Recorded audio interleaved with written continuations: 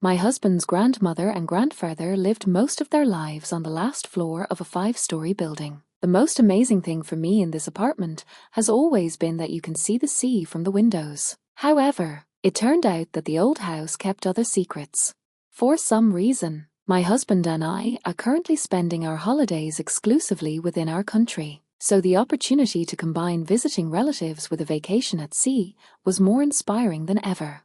Grandma was very ill and couldn't walk at all. I took over household chores as a daughter-in-law. While cleaning, I looked under the bed with very low sides and was surprised to see under the bed a thick and big old board. In response to my puzzled look, my husband hesitated, saying, "Don't touch it and that's it." But I'm not going to let go so easily. Little by little I got this story out of him, and then out of his grandmother.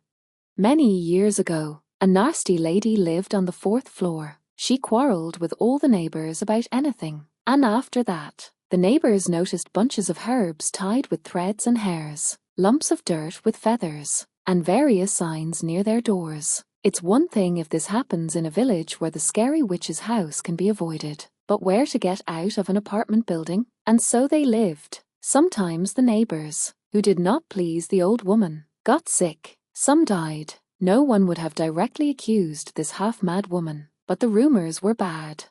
The children from the entrance, one of whom was my husband, were strictly instructed not to pick up anything, not to play with anyone, and not even to touch a finger. It must have happened that 2 women found a reason to have a terrible argument. Grandma, who was not afraid of God or the devil at that time, and the neighbor from the apartment under her is this harmful old woman. No one remembers the reason, but the noise was all over the entrance. After a while, my husband, who was just a boy at the time, was going down the stairs for a walk and found himself in the stairwell. Egg, plain, chicken, white. Everyone knows the boyish nature. He just kicked him experimentally. The egg didn't break. He kicked again, harder. The egg is intact. Then, apparently, he imagined himself to be a great football player, and with all his might began to kick the egg with his feet, kick it into the walls, throw it down between the railings, determined to smash the mysterious object. Not even a dent appeared on the shell. Then, apparently, an alarm bell went off. Wrapping the egg in his handkerchief and hiding it, the boy ran to his grandmother for advice.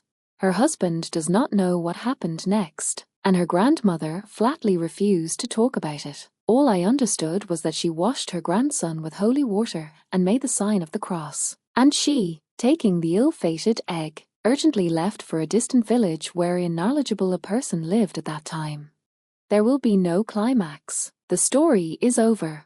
It is known that everyone remained alive and well. The witch died a few years later. The board under the bed, and my grandparents used to sleep in this place, turned out to be an old mirror in a wooden frame turned upside down. When I asked her if she could put it away, why was it there, Grandma said pointedly, don't touch it. Let it lie out of sin. My neighbor hasn't been alive for 15 years, but it doesn't bother me there either.